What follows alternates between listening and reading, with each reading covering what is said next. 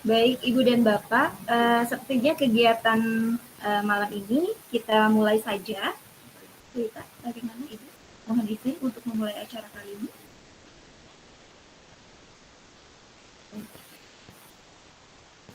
Bismillahirrahmanirrahim. Assalamualaikum warahmatullahi wabarakatuh. Waalaikumsalam warahmatullahi wabarakatuh. Selamat warahmatullahi wabarakatuh. malam. Salam sejahtera untuk kita semua. Salam sehat untuk kita semua. Alhamdulillah, pada malam ini kita bisa bertemu, bisa bersama-sama bersilaturahmi dalam kegiatan webinar, yaitu berbagi praktik baik budaya positif. Dan perlu Ibu dan Bapak ketahui bahwa kegiatan ini terselenggara atas kerjasama dari komunitas belajar dari SMP 10 Kota Sukabumi yang berkoordinasi dengan KPPD Kota Sukabumi. Izinkan terlebih dahulu saya menyapa Ibu Nunung Nurjana, MPD, selaku Kepala Sekolah SMP Negeri 10 Kota Sukabumi. Terima kasih sudah berkenan hadir dalam acara ini, Bu. Selamat malam. Sama-sama, terima kasih. Kemudian narasumber kita, Ibu Ita Sartika, SPD. Selamat malam, Ibu Ita. Selamat malam Bapak dan Ibu. Terima kasih pada kesempatan ini sudah hadir dalam kegiatan webinar, yaitu akan berbagi tentang praktik baik yang merupakan budaya positif. Dan tidak lupa selamat malam Ibu dan Bapak, terima kasih sudah meluangkan waktu untuk mengikuti kegiatan pada hari ini, pada malam ini, dan insya Allah selama 60 menit ke depan kita akan bersama-sama untuk mengikuti kegiatan kali ini. Dan untuk kelancaran kegiatan webinar ini, marilah kita buka dengan mengucapkan basmalah secara bersama-sama, Ibu dan Bapak. Bismillahirrahmanirrahim. Dan untuk meningkatkan rasa cinta kita terhadap Negara Kesatuan Republik Indonesia, marilah kita sama-sama untuk menyanyikan lagu kebangsaan Indonesia Raya.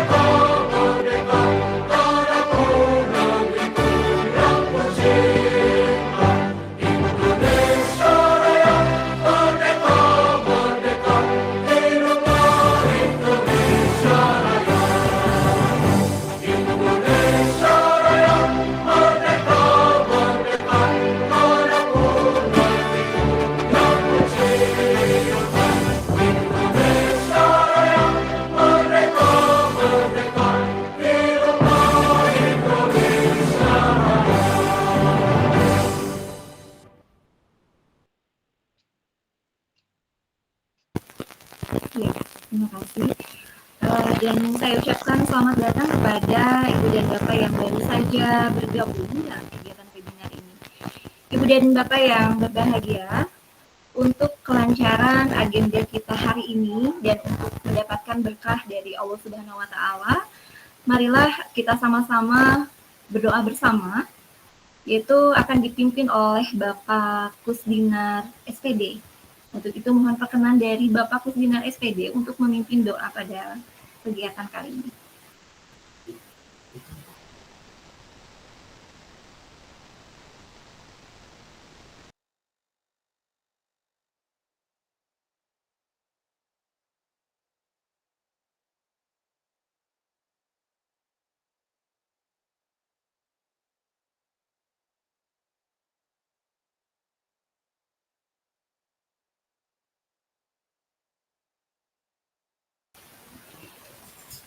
Ibu dan Bapak, sepertinya untuk jaringan dari yang terhubung dengan Bapak Kusdinar terkendala.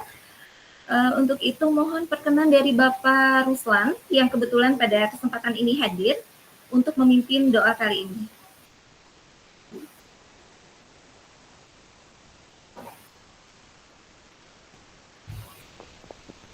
Ya Bu, videonya rada kurang ini. Gak apa-apa ya? Iya, tidak apa-apa. Mohon perkenan dari Bapak untuk memimpin doa sebelum kegiatan webinar ini dimulai ya Pak. Terima kasih. Marilah kita bersama-sama berdoa untuk kelancaran kegiatan berbagai praktik baik yang insya Allah akan disampaikan oleh Ibu Kepala Sekolah bersama Ibu Ita. Mudah-mudahan kegiatan ini berjalan lancar. Amin ya Allah ya Rabbal Alamin. Allahumma sholli ala Sayyidina wa Habibina wa Syafi'ina wa Maulana Muhammad wa sallim wa radiyallahu tabaraka wa ta'ala kula ashabi Rasulillah ajma'in amin.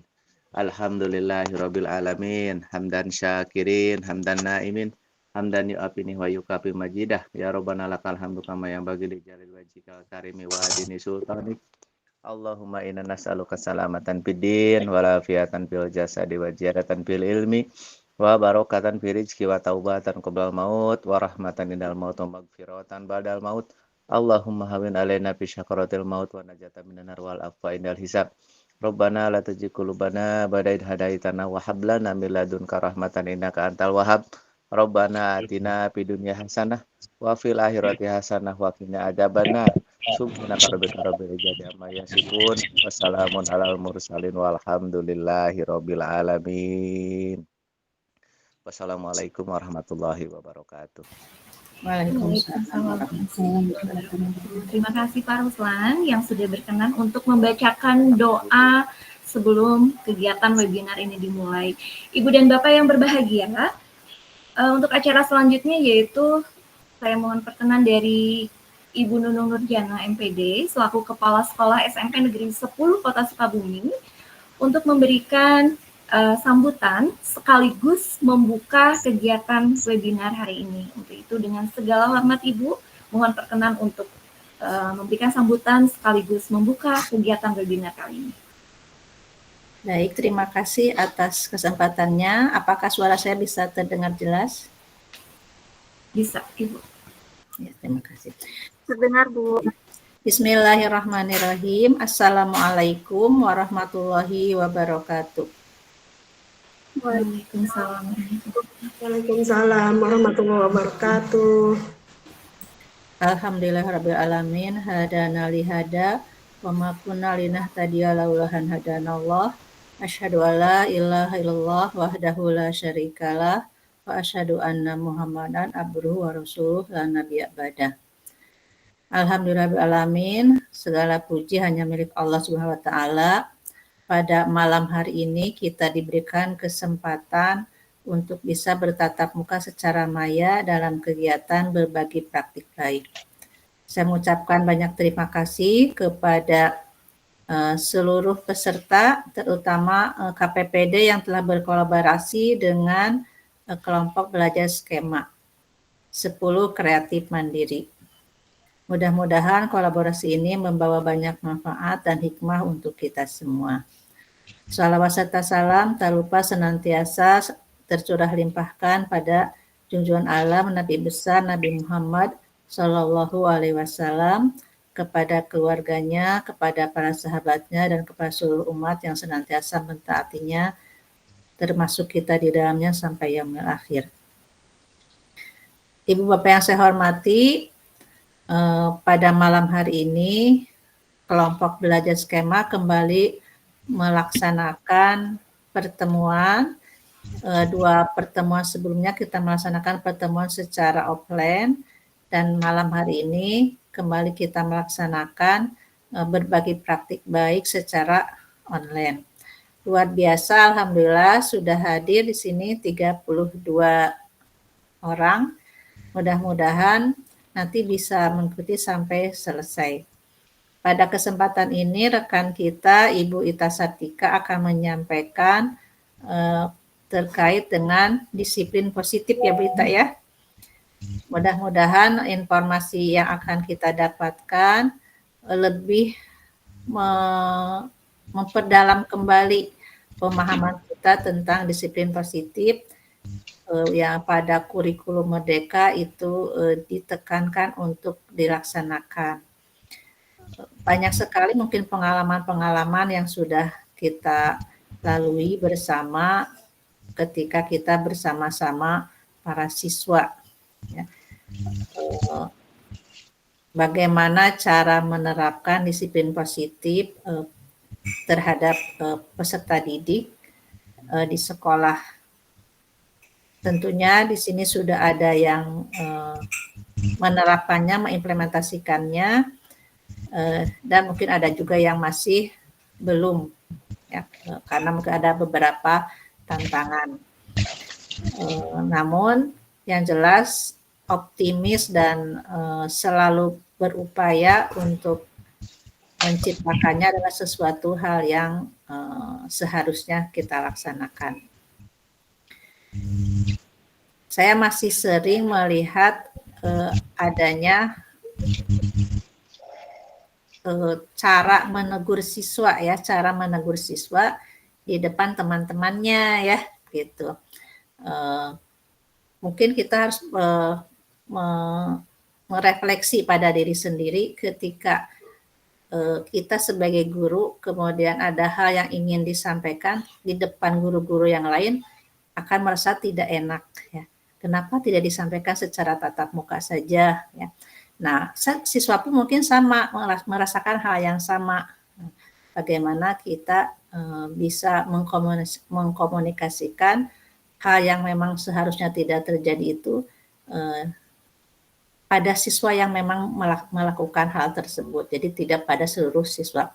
Seringkali kan kita suka ngomel-ngomel terhadap semua siswa, pada siswa yang kita omel justru tidak melakukannya. Sering saya seperti itu. Nah, ini hal yang mungkin kita coba untuk rubah, bagaimana cara mengimplementasikan disiplin positif sehingga anak-anak ketika melakukan hal yang tidak kita harapkan itu sampai pada titik kesadaran di mana letak kesalahannya, bagaimana cara memperbaikinya. Nah, untuk itu mari kita bersama-sama pada malam hari ini untuk belajar mendengarkan berbagi praktik baik dari Bu Ita. Mudah-mudahan pertemuan malam ini bisa menambah wawasan kita dan menguatkan kita untuk mengimplementasikan disiplin positif di kelas-kelas kita. Dengan mengucapkan Bismillahirrahmanirrahim, kegiatan webinar berbagi praktik baik implementasi disiplin positif secara resmi dibuka. Akhir kalam, Assalamualaikum warahmatullahi wabarakatuh. Waalaikumsalam warahmatullahi wabarakatuh. Terima kasih kepada Ibu yang sudah memberikan sambutan sekaligus untuk membuka kegiatan webinar kali ini. Saya tidak lupa saya ucapkan selamat datang kepada Ibu dan Bapak yang baru saja bergabung di kegiatan webinar pada malam hari ini. Terima kasih sudah meluangkan waktu untuk mengikuti acara ini. Ibu dan Bapak, ketika kita ditemukan dengan kegiatan pembelajaran di sekolah, baik itu di kelas atau pembelajaran di luar kelas, kadang-kadang kita memerlukan sebuah inspirasi. Tentunya kita kadang mencari inspirasi, namun kadang-kadang terkendala. Misalnya kita menemukan sebuah inspirasi, tapi konten tersebut bagus, tapi ada kalanya tidak sesuai dengan apa yang kita hadapi, situasi yang kita hadapi sekarang. Atau bahkan kita menemukan sebuah konten yang bagus, tapi dengan durasi yang sangat panjang, seperti itu. Banyak sekali bagaimana kita menghadapi peserta didik, bagaimana menghadapi kendala ketika kita harus menyampaikan pembelajaran yang tepat untuk peserta didik kita. Nah, munculnya praktik baik ini tentu saja akan menjawab semua tantangan itu. Dan selama 1 jam ke depan, kita akan mengupas tuntas itu semua bersama Ibu Ita Sartika SPD, yang beliau ini selain mengajar di SMP Negeri 10 Kota Sukabumi, pada saat ini adalah seorang fasilitator guru penggerak angkatan 10. Tidak menunggu lama lagi, saya persilakan kepada Ibu Ita Sartika untuk menyampaikan, untuk berbagi apa itu praktik baik. Saya persilakan. Baik, terima kasih banyak. Assalamualaikum warahmatullahi wabarakatuh. Waalaikumsalam warahmatullahi wabarakatuh. Yang terhormat Ibu Kepala SMP Negeri 10 Kota Sukabumi, Ibu Nunung Nurjana. Yang terhormat Ibu Ketua Kombel Skema, Ibu Yeni Suryani, dan juga Bapak Ibu Guru yang alhamdulillah pada hari ini dapat menyempatkan waktunya dalam mengikuti webinar seri pertama untuk Kombel di SMP 10. Kita sudah 3 pertemuan ya Ibu, Bapak. Dan alhamdulillah di sini pada kesempatan kali ini mungkin saya mohon izin Bapak Ibu, saya tidak ada bermaksud untuk menggurui, saya hanya ingin berbagi tentang apa saja yang saya dapatkan ketika saya mengikuti program Guru Penggerak. Bapak Ibu, untuk saat ini saya adalah fasilitator di Angkatan 10 dan juga sebagai CKP Rekognisi, yang mana sebagai CKP Rekognisi saya juga memiliki tugas untuk membuat aksi nyata berbagi pemahaman terkait dengan budaya positif. Nah, Bapak Ibu, sebelum kita mulai, izin saya share screen dulu, Bapak Ibu.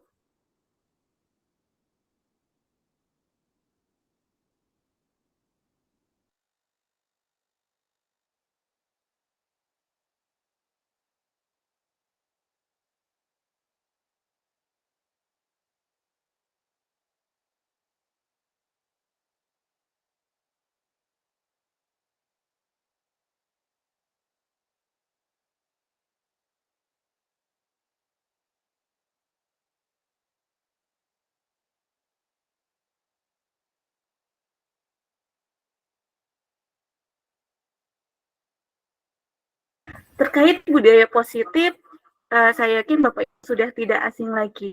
Karena mengapa? Karena budaya positif ini sudah sering dibahas oleh rekan-rekan kita yang alhamdulillah untuk di SMP Negeri 10 sudah ada banyak rekan kita yang sudah menjadi guru penggerak.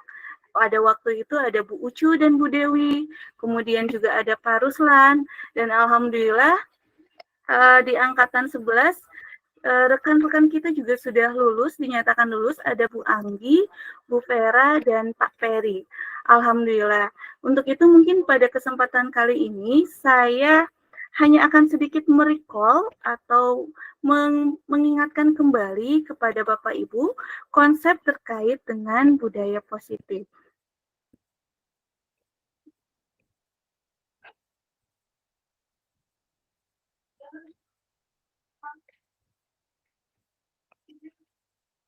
Sudah terlihat Bapak Ibu untuk share screen-nya? Sudah, Bu.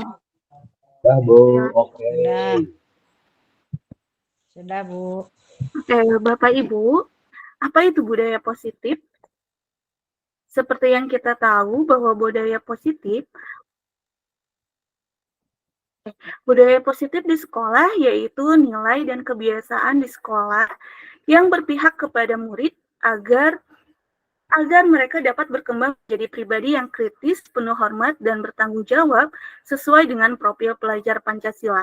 Atau budaya positif ini adalah kebiasaan-kebiasaan, budaya-budaya yang diterapkan oleh sekolah, oleh seluruh warga sekolah, agar bisa menciptakan seorang pelajar atau agar bisa menciptakan pelajar yang memiliki karakter profil pelajar Pancasila. Nah, Bapak Ibu, konsep inti budaya positif itu ada beberapa macam. Yang pertama itu terkait dengan perubahan paradigma belajar, ada yang terkait juga dengan disiplin positif, nilai-nilai kebajikan, kebutuhan dasar manusia, motivasi perilaku manusia, posisi kontrol, keyakinan kelas, dan segitiga restitusi. Yang alhamdulillah sebenarnya jika saya perhatikan semua ini sudah diterapkan di sekolah kita di SMP Negeri 10 Kota Sukabumi. Dan hari ini sekali lagi saya hanya ingin menebalkan kembali, kita sama-sama merecall kembali terkait dengan konsep inti dari budaya positif. Bapak Ibu, pembelajaran dengan paradigma baru itu seperti apa? Pembelajaran dengan paradigma baru merupakan pembelajaran yang dirancang berdasarkan prinsip pembelajaran berdiferensiasi, yang mana sudah kita tahu semuanya bahwa pembelajaran berdiferensiasi itu adalah pembelajaran yang berdasarkan pada kebutuhan siswa, sehingga para peserta didik belajar sesuai dengan kebutuhannya berdasarkan tahap perkembangan sesuai dengan teori psikologi modern untuk mewujudkan profil pelajar Pancasila. Bapak Ibu mungkin sudah ingat dan sudah hafal apa saja profil pelajar Pancasila. Yang pertama, beriman kepada Tuhan, beriman bertakwa kepada Tuhan Yang Maha Esa dan berakhlak mulia. Kemudian mandiri, bernalar kritis, kreatif, bergotong royong, dan kebinekaan global. Yang alhamdulillah terkait dengan profil pelajar Pancasila ini, kemarin kita untuk di SMP 10 kita sudah membuat visi baru yang nilai-nilai profil pelajar Pancasila ini sudah terkandung di dalamnya. Nah, Bapak Ibu, terkait dengan budaya positif, itu Dr. William Gesser itu menemukan adanya teori kontrol bagaimana untuk meluruskan miskonsepsi tentang kontrol yang dilakukan oleh guru. Sering kita menganggap bahwa itu bisa mengontrol murid, padahal guru tidak bisa mengontrol murid karena yang bisa mengontrol itu adalah dirinya sendiri. Ada juga bahwa ada ilusi atau hal yang sering kita yakini, padahal itu ternyata belum tentu kebenarannya, atau bahkan tidak terjadi seperti itu. Bahwa kritik dan membuat rasa bersalah mampu menguatkan karakter. Itu tentu tidak benar ya Bapak dan Ibu. Kemudian ilusi juga bahwa semua penguatan positif, efektif dan bermanfaat, dan ilusi bahwa orang dewasa berhak memaksa. Ini semua adalah ilusi Bapak Ibu, karena pada kenyataannya memang kadang-kadang anak-anak menjadi takut, anak-anak menjadi seperti mengikuti apa yang kita perintahkan, padahal mungkin saja di belakang atau di dalam hatinya mereka menentangnya, sehingga terjadilah pada akhirnya hal-hal yang tidak diinginkan pada perilaku mereka selanjutnya. Nah, Bapak Ibu, pada saat ini kita perlu mengubah paradigma stimulus respon ke pendekatan teori kontrol, yang mana di stimulus respon bahwa realitas atau kebutuhan kita sama menurut stimulus respon, padahal menurut teori kontrol realitas atau kebutuhan kita itu berbeda. Murid itu sama seperti kita Bapak Ibu, sebagai guru juga kita memiliki kebutuhan yang berbeda-beda. Sama Bapak Ibu, murid pun juga memiliki kebutuhan yang berbeda-beda pula. Dan menurut stimulus respon, itu semua orang melihat yang sama. Padahal menurut teori kontrol, setiap orang memiliki gambaran yang berbeda. Oleh sebab itu, kadang ketika kita melihat sesuatu hal, kita perlu melihat dari berbagai perspektif. Jangan melihat bahwa saya melihat misalnya kita memandang hal itu adalah A, maka orang lain harus juga memiliki pandangan yang sama. Tetapi kita perlu meyakini bahwa setiap orang memiliki gambaran yang berbeda-beda, dan itu sangat sangat wajar dan tentu saja perlu kita yakini. Dan yang ketiga, menurut stimulus respon, kita mencoba mengubah orang agar berpandangan sama dengan kita. Itu tidak bisa ya Bapak Ibu, karena kita berusaha memahami pandangan orang lain tentang dunia. Jadi kita perlu mengetahui atau berusaha memandang bahwa mengapa orang lain melakukan hal seperti itu. Gitu. Dan menurut stimulus respon, perilaku buruk dilihat sebagai suatu kesalahan. Tapi paradigma yang baru yang perlu kita pahami adalah semua perilaku itu memiliki tujuan. Ketika ada seorang anak misalnya, ketika ada seorang anak menghapus papan tulis, tentu ada tujuannya. Ada hal yang ingin dicapai olehnya. Atau misalnya ketika seorang anak misalnya berbuat kesalahan, tentu saja ada alasan atau tujuan mengapa mereka melakukan perbuatan seperti itu.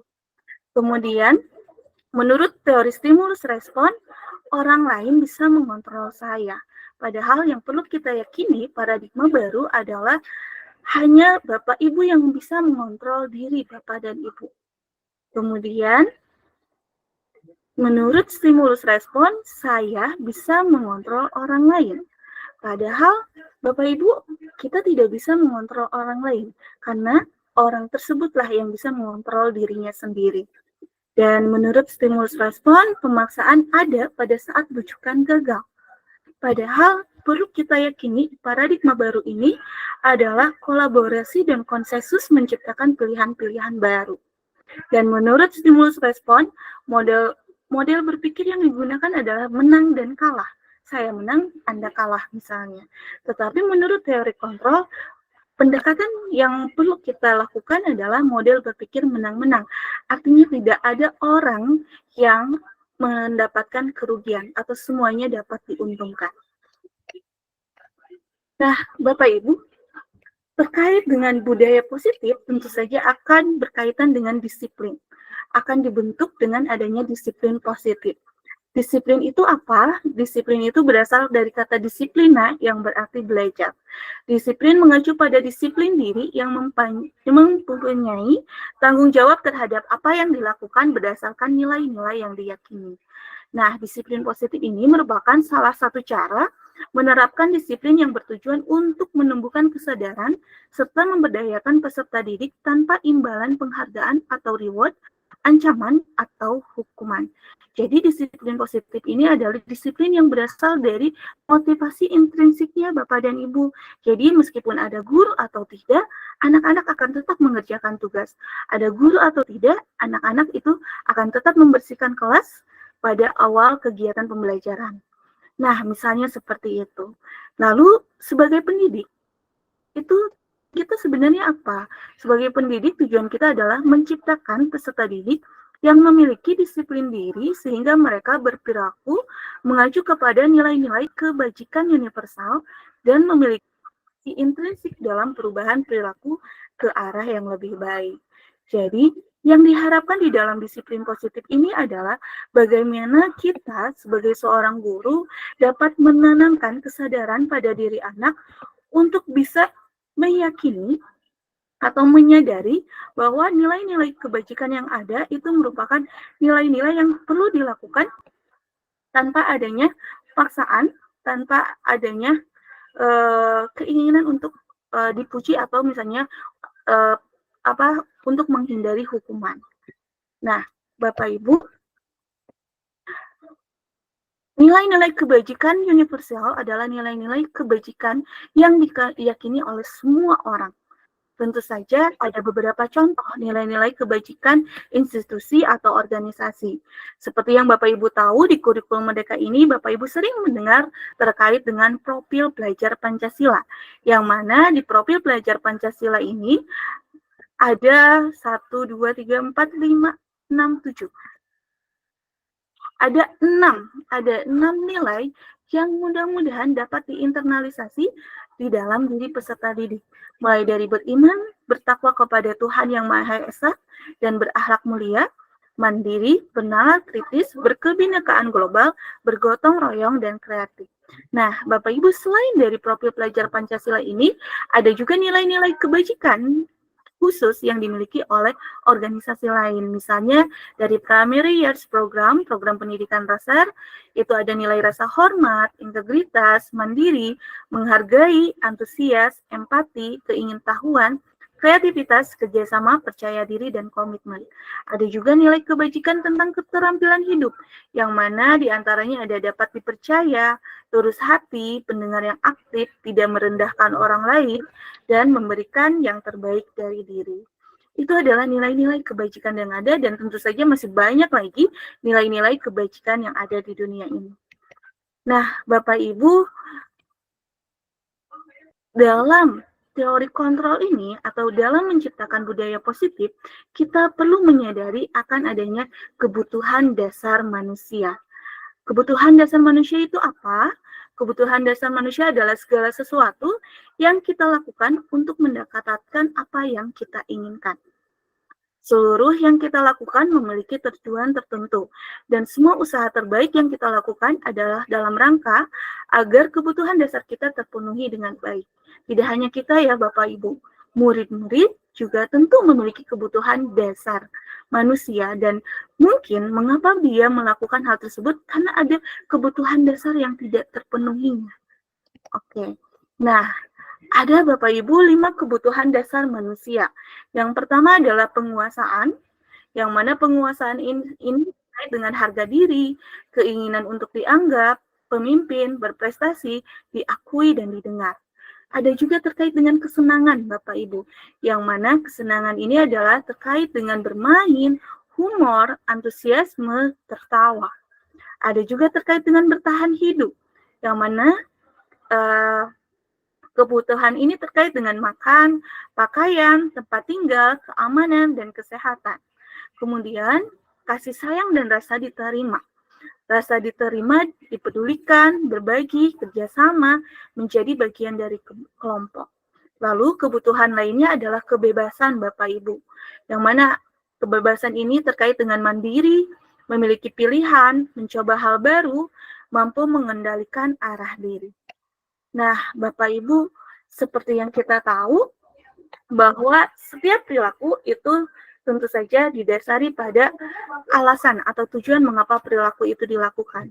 Dan alasan atau tujuan atau motivasi perilaku itu dilakukan itu Bapak Ibu ada 2 jenis, yaitu motivasi eksternal yang berasal dari luar dirinya, dan ada juga motivasi internal yang berasal dari dalam dirinya.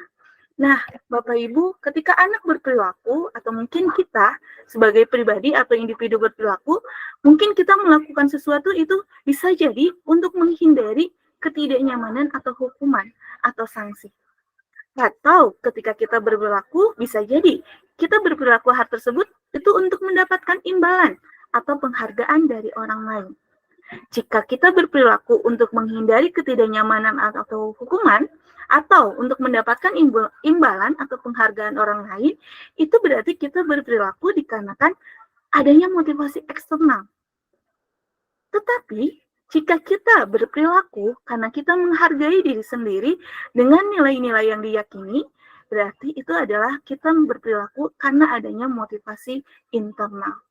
Nah, Bapak Ibu, sebagai guru tentu saja di antara motivasi ini yang kita inginkan, yang ada pada diri peserta didik kita adalah adanya motivasi internal, yang mana mereka berperilaku karena untuk menghargai diri sendiri dengan nilai-nilai yang diyakininya. Jadi, mengapa mereka datang tepat waktu? Karena mereka menghargai integritas dirinya, bukan karena untuk menghindari hukuman atau bukan karena untuk mendapatkan pujian. Seperti itu. Mungkin pertanyaannya nanti kita akan diskusikan bersama bagaimana caranya untuk bisa menumbuhkan motivasi internal di dalam diri murid-murid kita. Nah, Bapak Ibu, jika kita berbicara terkait dengan budaya positif atau berbicara terkait dengan disiplin positif, tentu saja akan sering kita dengar adanya 3 istilah Bapak Ibu, yaitu terkait dengan hukuman, konsekuensi, dan restitusi. Apa itu hukuman? Hukuman itu biasanya tidak terencana Bapak Ibu dan dilakukan secara tiba-tiba. murid tidak tahu apa yang akan terjadi dan tidak dilebatkan mengapa hal itu bisa terjadi. Dan hukuman itu biasanya bersifat satu arah, Bapak Ibu, dan biasanya berupa hukuman fisik atau psikis. Namun, berbeda dengan hukuman, ada yang namanya konsekuensi, Bapak Ibu.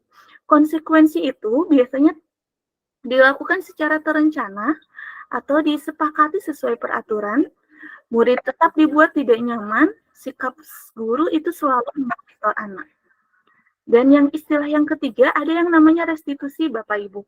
Restitusi itu adalah proses menciptakan kondisi bagi murid untuk memperbaiki kesalahan. Yang mana di restitusi ini, tindak lanjut atau pertanggungjawaban itu terjadi karena adanya proses kolaboratif yang mengajarkan murid mencari solusi. Nah, Bapak Ibu, jika misalnya ketika ada anak yang datang kesiangan, kemudian misalnya anak itu kita hukum, misalnya lari berkeliling lapangan selama 10 kali misalnya. Hal ini tidak terjadi di SMP 10, tapi ini adalah contoh ilustrasinya. Jika ada anak kesiangan terus kita lari, kita minta anak tersebut untuk lari keliling 10 kali lapangan. Jika hal itu terjadi, menurut Bapak Ibu, itu termasuk hukuman, konsekuensi, atau restitusi Bapak dan Ibu. Boleh mungkin dituliskan di dalam kolom chat, Bapak Ibu.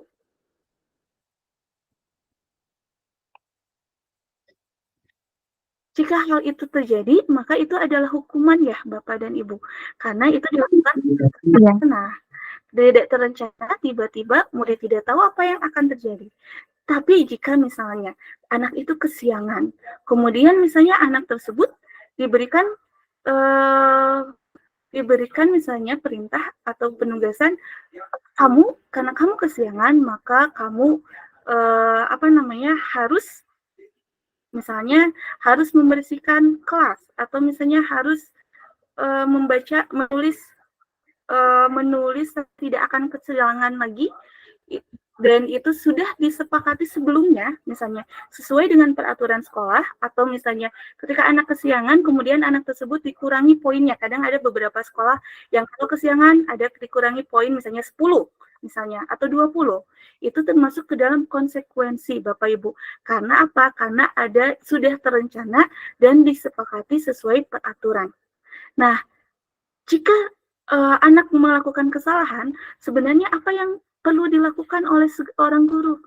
Yang diharapkan dilakukan oleh seorang guru di sesi kurikulum merdeka ini adalah Bapak Ibu melakukan restitusi, Bapak Ibu, di mana Bapak Ibu itu nanti bisa menanyakan mengapa kesiangan, kemudian Bapak Ibu juga bisa menanyakan apa yang dapat dilakukan oleh anak tersebut untuk bisa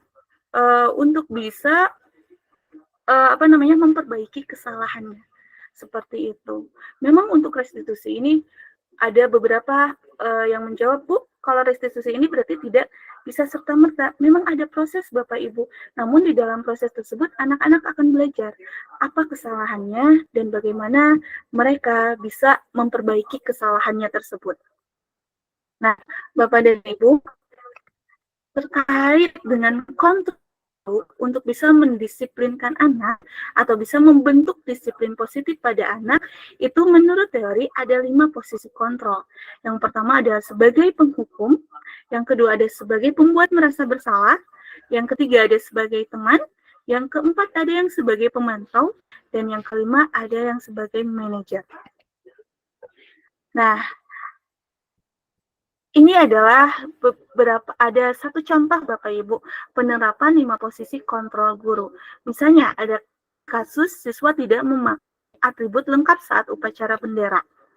Jika kita sebagai penghukum, maka kita akan langsung memberikan hukuman misalnya hormat kepada bendera selama 1 jam.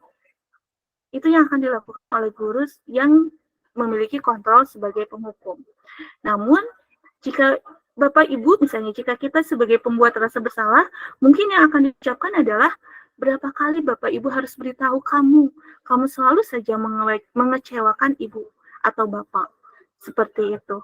Lalu jika sebagai teman, mungkin kalimat yang akan disampaikan adalah, ayo dong ikuti aturan sekolah, tolong bantu ibu bapak ya, kali ini ya sudah tidak apa-apa, lain kali jangan diulangi lagi ya. Jika sebagai pemantau, mungkin yang akan diucapkan adalah kamu sudah melanggar peraturan sekolah. Kamu tahu konsekuensinya. Setelah selesai upacara, kamu beli atributnya ke koperasi dan jangan diulangi lagi. Itu sebagai pemantau. Dan jika sebagai manajer, mungkin yang akan dilakukan adalah, apakah kamu tahu kesalahanmu? Kira-kira bagaimana kamu memperbaiki kesalahanmu tersebut? Nah, Bapak Ibu, jika dilihat dari sini, dari beberapa contoh ini, jika kita berada di posisi sebagai penghukum dan pembuat rasa bersalah, atau sebagai misalnya teman dan pemantau, anak-anak tidak akan tahu kira-kira mereka kesalahannya apa, dan tidak akan tahu bagaimana cara mereka untuk bisa memperbaiki kesalahannya tersebut. Namun, jika kita sebagai manajer, anak itu akan belajar kesalahannya, Bapak Ibu. Anak-anak akan tahu kesalahannya dan akan tahu bagaimana untuk memperbaiki kesalahan tersebut. Nah, Bapak Ibu, sekarang saya izin untuk meminta Bapak Ibu untuk bisa menjawab posisi apakah aku jika kalimatnya adalah, saya sangat kecewa sekali sama kamu. Itu sebagai penghukum, pembuat rasa bersalah atau teman, atau sebagai manajer atau pemantau, Bapak Ibu?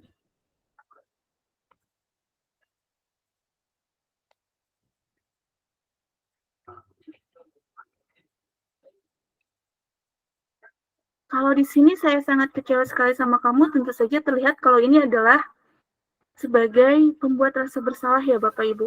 Anak-anak di mana mereka akan merasa menjadi semakin bersalah, merasa bersalah namun tidak mengetahui bagaimana cara memperbaikinya. Kalau di sini kamu tidak pernah benar melakukannya, itu sebagai penghukum, apa rencanamu untuk menyelesaikan masalah ini? Itu sebagai manajer. Manajer. Alhamdulillah. Dan ayo lakukan demi ibu bapak. Teman. Itu sebagai teman Bapak Ibu ya. Kadang-kadang saya pribadi sangat jujur bahwa kadang-kadang saya berada di 5 posisi kontrol tersebut. Selama ini, saya sering kadang-kadang menjadi seorang penghukum, saya sering menjadi seorang teman, atau mungkin pembuat rasa bersalah, misalnya yang sering saya lakukan. Nah, namun setelah saya mempelajari materi terkait dengan budaya positif di program Guru Penggerak ini, saya mulai menyadari dan meyakinkan diri untuk bisa menjadi seorang manajer. Karena apa? Karena saya ingin anak-anak bisa belajar dari kesalahannya dan bisa memperbaiki apa yang telah mereka perbuat. Seperti itu. Nah, Bapak Ibu, untuk bisa menumbuhkan budaya positif atau disiplin positif pada anak, khususnya di kelas, maka kita perlu membuat yang namanya keyakinan kelas. Mengapa keyakinan kelas, bukan peraturan kelas? Bapak Ibu, karena jika keyakinan kelas itu berarti keyakinan, karena judulnya adalah keyakinan, berarti adalah sesuatu yang diyakini. Berarti yang berasal bukan hanya dari guru saja, tetapi juga berasal dari murid, Bapak Ibu. Hal yang diyakini olehnya. Ketika anak-anak percaya dan yakin tentang kebenaran atau nilai tersebut, maka anak-anak akan lakukannya dengan baik. Berbeda dengan misalnya peraturan. Jika peraturan itu berasal dari guru, maka mungkin anak-anak tidak terlibat dalam pembentukan peraturan tersebut, sehingga anak akan sangat dengan mudah untuk tidak mengindahkan peraturan itu. Nah, Bapak Ibu, untuk membentuk keyakinan kelas ini, ada beberapa hal yang perlu diperhatikan. Yang pertama, keyakinan kelas ini bersifat abstrak, Bapak Ibu. Jadi, keyakinan kelas ini bersifat universal, dan berupa pernyataan yang universal dan dibuat dalam pernyataan positif Bapak Ibu. Jadi jangan misalnya jangan berisik. Jadi tidak seperti itu kalimatnya, tapi misalnya bisa dengan saling menghargai dan menghormati. Seperti itu, karena seperti yang kita tahu ya Bapak Ibu, adanya kata-kata negatif itu tidak akan mudah diterima oleh anak-anak Bapak dan Ibu. Malah katanya kadang suka ada slogan bahwa peraturan dibuat untuk dilanggar. Kadang-kadang suka ada seperti itu, karena mungkin anak-anak ketika ada kata-kata negatif justru kata jangan berisiknya, jangannya tidak terserap, tapi malah berisiknya yang terserap. Kemudian Bapak Ibu, sedikit agar mudah diingat, jadi yang namanya keyakinan kelas itu tidak berpuluh-puluh Bapak Ibu, tapi bisa misalnya 4-6 kalimat, 4-6 keyakinan, sehingga anak-anak mudah untuk mengingatnya.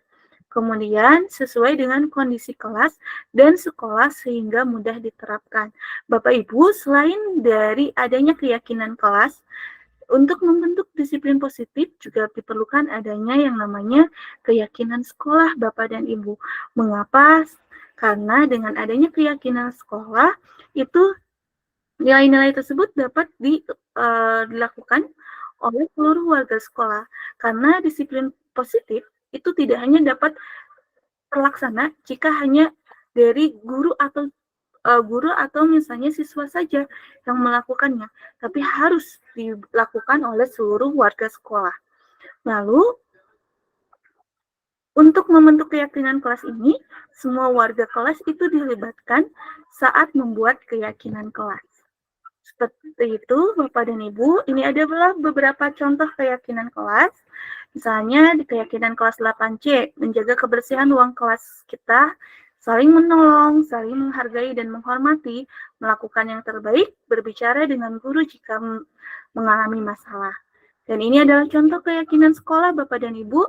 Contohnya di sini disiplin terkait dengan aspek disiplin, religius, peduli lingkungan, dan toleransi.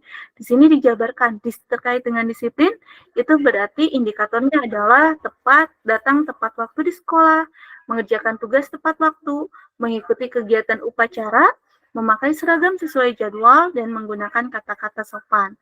Terkait dengan kereligiusan, ada beberapa indikator, misalnya mengucapkan salam ketika masuk atau keluar kelas, membaca juz amma di awal pembelajaran dan berdoa sebelum dan sesudah kegiatan pembelajaran. Terkait dengan peduli lingkungan, ada beberapa indikatornya. Melakukan piket kebersihan sesuai jadwal, mengikuti kegiatan kebersihan sekolah, membuang sampah pada tempatnya, dan menjaga kelas tetap bersih dan nyaman. Lalu terkait dengan toleransi, nilai toleransi ada beberapa indikatornya, yaitu menghormati guru dan siswa, berteman dengan semua siswa, membantu teman jika mengalami kesulitan, bekerja kelompok dengan sehat, dan menghargai orang. Nah, keyakinan kelas dan keyakinan sekolah ini itu akan sangat lebih baik jika ditempel di dinding kelas atau misalnya di sekolah, itu agar semua warga sekolah atau semua siswa yang ada di kelas itu dapat membacanya, dapat memahaminya, dan semoga dapat diinternalisasikan dalam kehidupannya sehari-hari. Nah, Bapak Ibu, kemudian pertanyaannya mungkin, lalu apa yang perlu dilakukan jika kita ingin menjadi seorang manajer, menemukan siswa yang melakukan kesalahan? Bapak Ibu, jika ada siswa yang melakukan kesalahan, dan itu sering ya Bapak Ibu, sama seperti kejadian kemarin di kelas saya, ada siswa yang melakukan kesalahan, melakukan vandalisme, lalu apa kira-kira yang perlu dilakukan oleh kita sebagai guru? Idealnya itu adalah dengan melakukan segitiga restitusi Bapak Ibu. Nah, segitiga restitusi itu ada apa saja? Yang pertama adalah validasi tindakan yang salah, yang kedua menanyakan keyakinan, dan yang ketiga itu menstabilkan identitas. Segitiga restitusi ini adalah suatu proses dialog yang diajarkan oleh guru agar dapat menghasilkan murid yang mandiri dan bertanggung jawab. Nah, di menstabilkan identitas Bapak Ibu, berdasarkan prinsip membuat kesalahan adalah bagaimana proses pembelajaran itu terjadi.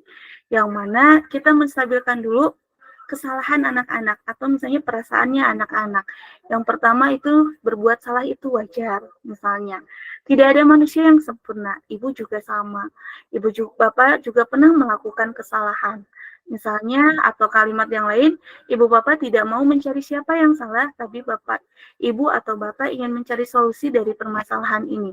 Atau kamu berhak merasa begitu. Jadi, dengan menstabilkan identitas, anak-anak akan merasa dihargai perasaannya. Seperti itu. Kemudian, selanjutnya adalah validasi tindakan yang salah, Bapak Ibu. Berdasarkan prinsip, setiap perilaku berupaya memenuhi suatu kebutuhan tertentu. Misalnya, kamu pasti punya alasan mengapa melakukan hal itu. Padahal kamu bisa melakukan yang lebih buruk dari ini. Atau kamu patut bangga karena telah melindungi sesuatu yang penting bagi kamu. Atau kamu melakukannya karena mempertahankan sesuatu yang penting bagi kamu. Jadi, bagian ini adalah bagian di mana kita mencari tahu kira-kira kebutuhan apa yang tidak terpenuhi olehnya. Atau tujuannya apa anak tersebut melakukan kesalahan kesalahannya gitu. Alasan mengapa anak tersebut melakukan kesalahan. Setelah kita mengetahui alasannya, kemudian kita menanyakan keyakinannya. Berdasarkan prinsip dari kontrol bahwa pada dasarnya kita memotivasi secara intrinsik. Misalnya kalimat yang bisa kita ajukan adalah apa keyakinan kelas kita, nilai-nilai apa yang telah disepakati bersama, bagaimana gambaran sekolah yang ideal menurut kamu, atau kamu ingin menjadi orang yang seperti apa. Seperti itu, ini akan saya izin menampilkan contoh Bapak Ibu, contoh praktik segitiga restitusi.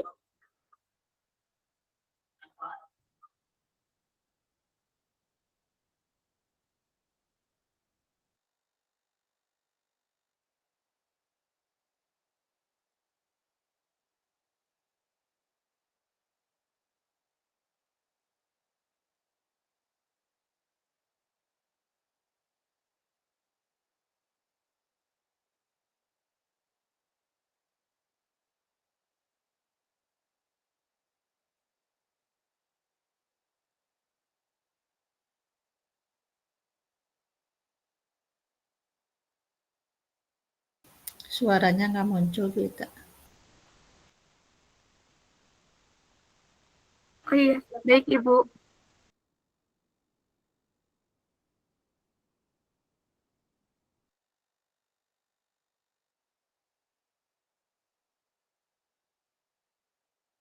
Punten, ya Bapak Ibu suaranya sudah muncul belum ya?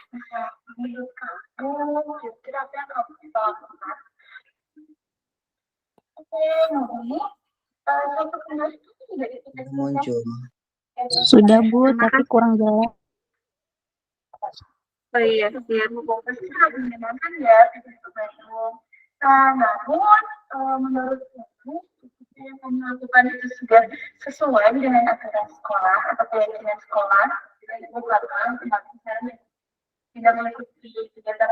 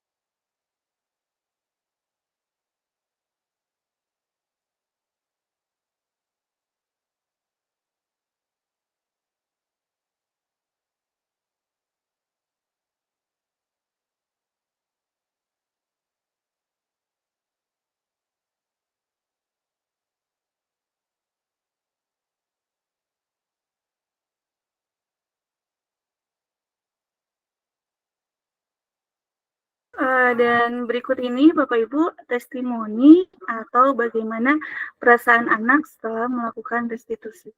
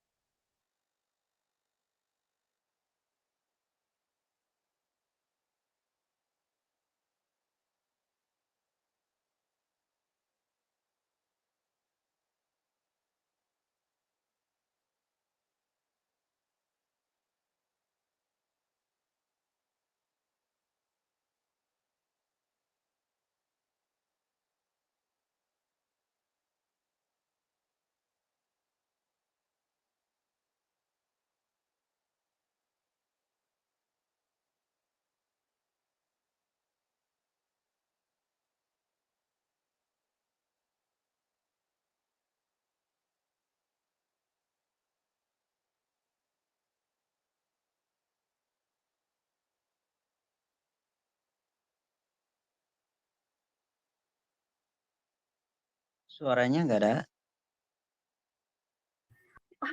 Oh, suaranya tidak terdengar ya Bapak. Jadi alhamdulillah tadi testimoni yang diberikan adalah anak-anak itu bisa senang karena bisa mengetahui letak kesalahannya di mana dan mereka juga bisa belajar untuk memperbaiki kesalahannya. Seperti itu mungkin Bapak dan Ibu terkait dengan sedikit mungkin Bapak Ibu berbagi apa yang saya dapatkan di program Guru Penggerak. Bapak Ibu mudah-mudahan bisa bermanfaat. Mungkin saya cukupkan. Assalamualaikum warahmatullahi wabarakatuh. Waalaikumsalam Waalaikumsalam warahmatullahi wabarakatuh. Assalamualaikum warahmatullahi wabarakatuh. Oke, alhamdulillah luar biasa sekali Bu Ita. Terima kasih ya sudah berbagi tentang budaya positif yang tentu saja sangat kita harapkan untuk bisa tercipta di lingkungan sekolah kita ya, di lingkungan sekolah kita masing-masing.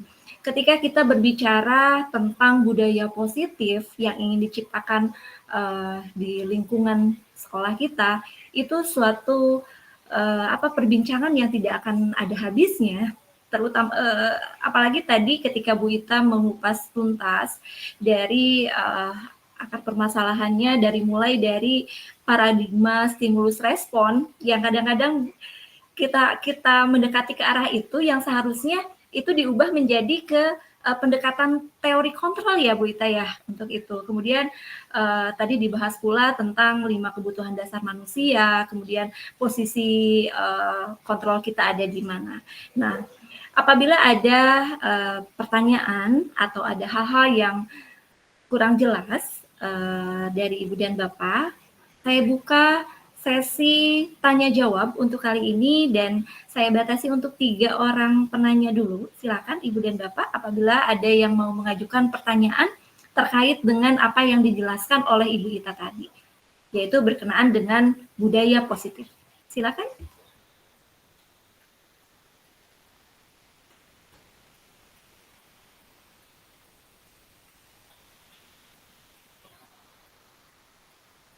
Di antara Bapak dan Ibu ada yang mau bertanya atau menanggapi terkait dengan budaya positif? Saya Bu Nurjana. Oh boleh, silakan Ibu None, saya persilakan. Kalau suaranya agak sedikit ini mohon maaf ya. Terima kasih Ibu Ita atas penjelasannya yang sangat luar biasa. Dan kadang di sini saya suka ingin ngundurin diri ya dari kesiswaan gitu. Karena rasanya kalau mendengar Bu Ita saya nggak pantas dari kesiswaan. Selalu dengan suara yang keras. Selalu gimana gitu. Perlu belajar lebih lagi untuk menjadi guru yang hebat, guru yang baik, guru yang lebih memahami kepada siswa.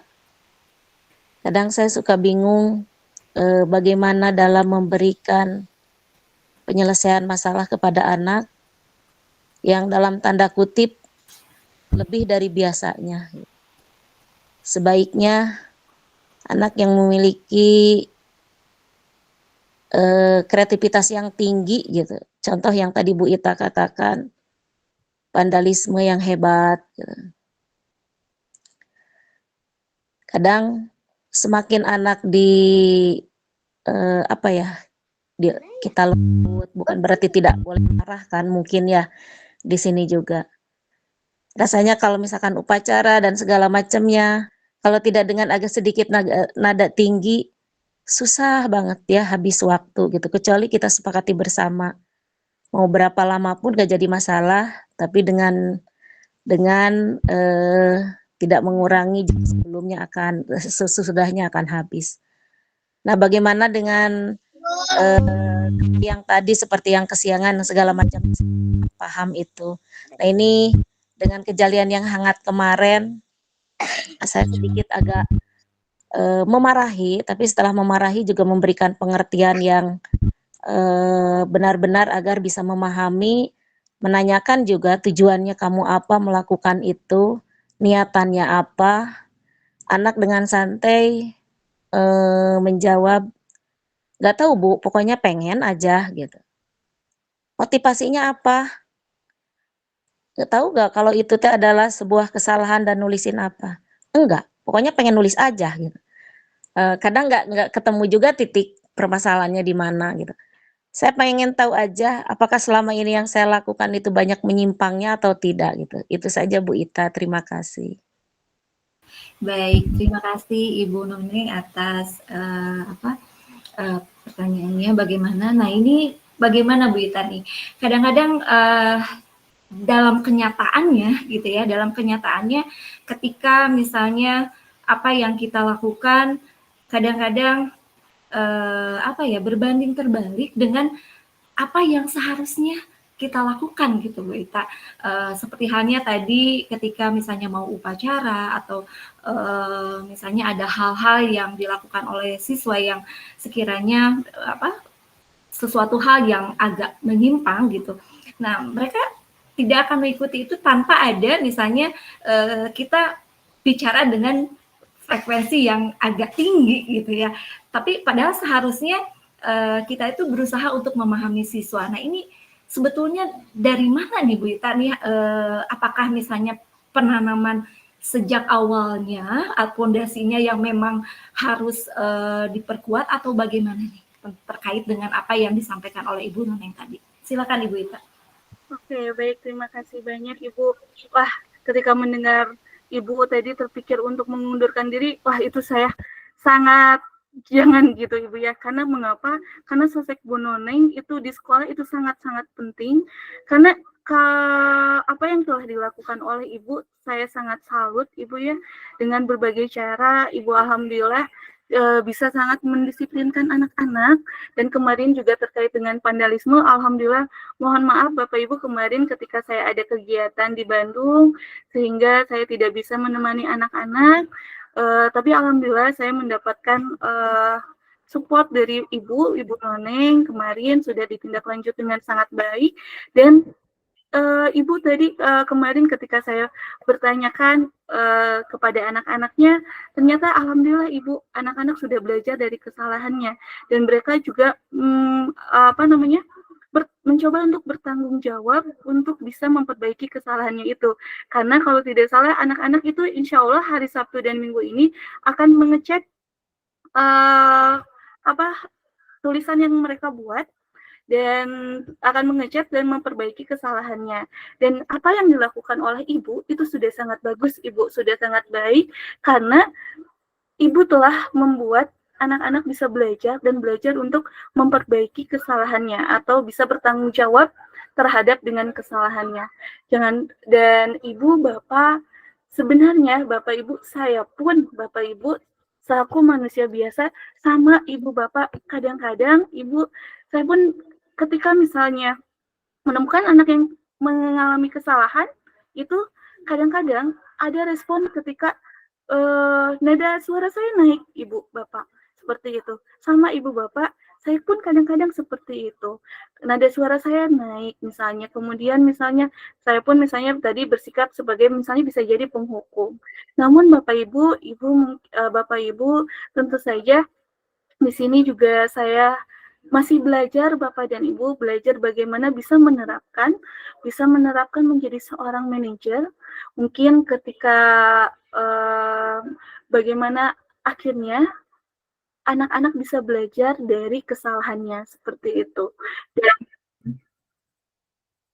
sekali lagi saya sangat mengapresiasi apa yang dilakukan oleh Ibu Noneng, Pak Ruslan, dan juga kesiswaan yang lain, Bu Popi, Pak Johan, bagaimana selama ini, alhamdulillah, sudah sangat mendisiplinkan anak-anak, sudah sangat, bagaimana Bapak dan Ibu itu melakukan berbagai macam cara, usaha yang terbaik untuk anak-anak, sehingga alhamdulillah, alhamdulillah, sampai dengan sekarang peningkatan kedisiplinan anak-anak itu sudah sangat bagus. Namun mungkin nanti khususnya kepada diri saya sendiri, saya akan belajar mungkin kita belajar untuk bisa bagaimana kita bisa menjadi seorang manajer. Memang sulit ya Bapak Ibu, termasuk saya sendiri, saya rasakan juga sama Bapak Ibu, sulit, tapi tentu saja sulit tersebut mungkin bukan berarti mustahil. Ya Bapak Ibu, sulit mungkin tidak berarti mustahil. Kita pelan-pelan Bapak Ibu, tentu saja yang tahu bagaimana mendisiplinkan anak-anak adalah Bapak dan Ibu. Karena Bapak dan Ibu itu berinteraksi secara langsung dengan anak-anak, seperti itu. Mungkin seperti itu, atau Bapak Ibu di sini saya bukan narasumber utama, tentu saja Bapak Ibu juga bisa kita saling berdiskusi. Mungkin ada yang ingin menambahkan di antara Bapak dan Ibu? Apalagi dengan karakter SMP Negeri 10, anak-anak SMP Negeri 10 yang luar biasa. Iya. Baik, silakan Ibu dan Bapak. Barangkali ada yang mau menanggapi apa yang sudah disampaikan oleh Ibu Ita terkait dengan tadi apa yang disampaikan oleh Ibu Noneng.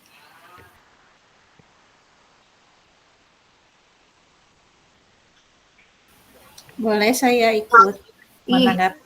Iya, boleh. Silakan Ibu, dipersilakan. Ya, terima kasih. Ya, tentunya apa yang sudah disampaikan Bu Ita luar biasa, akan semakin menguatkan kita untuk bisa melaksanakan budaya positif. Semua guru di sekolah pastinya ingin berupaya supaya anak-anak yang hadir di sekolah itu menjadi anak-anak yang disiplin, bertanggung jawab, dan semuanya akan melakukan hal terbaik. Adapun dalam prosesnya, kalau tadi Bu Noneng katakan, saya salah, tidak ada yang menyalahkan, karena itu semuanya berniat untuk mendisiplinkan. Bagaimana dengan dihubungkan dengan budaya positif yang tadi sudah disampaikan, semua juga berproses. Kenapa misalkan kalau tanpa suara tinggi anak-anak itu tidak ada reaksi cepat gitu ya, karena mungkin sudah dibiasakan mereka akan bereaksi ketika mendengar suara tinggi, suara nada keras. Nah, proses pembiasaan ini yang harus kita semuanya sabar menjalaninya.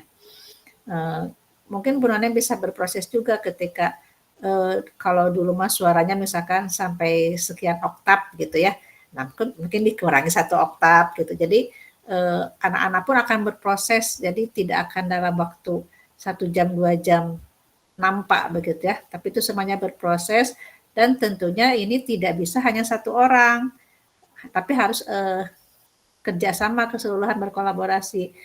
Ketika semuanya bertindak hal yang sama, anak-anak kan jadi berpikir, oh jadi ketika disiplin itu tidak hanya dengan Bu Noneng saja, tidak hanya dengan Bu Ita saja, tapi dengan siapapun, dimanapun, kedisiplinan itu harus ada, tanggung jawab itu harus ada. Jadi misalkan kebersihan, tidak hanya ketika oleh wali kelas saja kebersihan itu dilaksanakan, tapi ketika semua guru masuk kelas dan memperhatikan kebersihan, dan itu kontinu terus-menerus dilakukan, sehingga anak suatu saat nanti setelah prosesnya berjalan mungkin cukup membutuhkan waktu yang lama, muncul kesadaran bahwa kebersihan itu betul-betul harus menjadi tanggung jawab bersama. Artinya sekali lagi bahwa semuanya berproses, dan proses itu membutuhkan waktu. Saya pernah mendapatkan pengalaman dari seorang CGP yang dulu menjadi CGP PP-nya saya. Dia mengatakan, Bu, ternyata kalau menggunakan budaya positif, disiplin positif itu membutuhkan waktu yang sangat lama. Ngobrol itu tidak bisa hanya di sekolah saja, harus berlanjut ke chatting. Jadi ketika anak tersebut dipanggil karena sesuatu, di sekolah itu kan hanya beberapa menit saja ya, paling lama mungkin 1 jam untuk ngobrol. Nah, itu tidak selesai di situ, ternyata harus chattingan bersama orang tuanya, dan itu membutuhkan waktu dan mungkin mengganggu waktu istirahatnya akhirnya. Nah, jadi dan percakapan itu tidak selesai 1 hari 2 hari. Tapi benar Bu, katanya dengan kesabaran, ternyata anak itu akhirnya bisa teraih hatinya. Akhirnya bisa terbuka semuanya dan bisa diarahkan. Jadi dari pengalaman itu beliau mengatakan harus sabar, harus mencoba dan harus sabar. Di segala sesuatunya tadi Bu Ita katakan tidak ada yang tidak mungkin, semuanya pasti mungkin bisa dilaksanakan, dan mungkin ini harus ditambah dalam diri kita adalah kesabaran. Karena yang namanya proses itu membutuhkan waktu. Mungkin itu saja, terima kasih. Sekali lagi terima kasih pada semuanya yang sudah pasti punya niat baik untuk